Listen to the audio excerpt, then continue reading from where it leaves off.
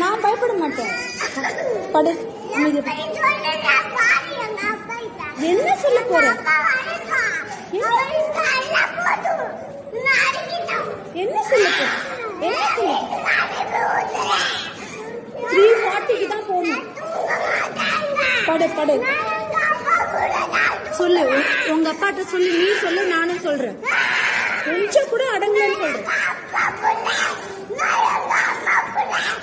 சரி, இருந்துட்டு போ. இப்ப நான் யாரு? நான் கூட தான் எங்க அப்பா பிள்ளை, எங்க அம்மா பிள்ளை. படு.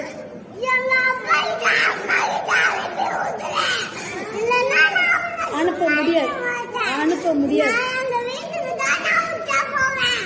இங்கதான் போகணும். உச்சா இங்க போகணும்.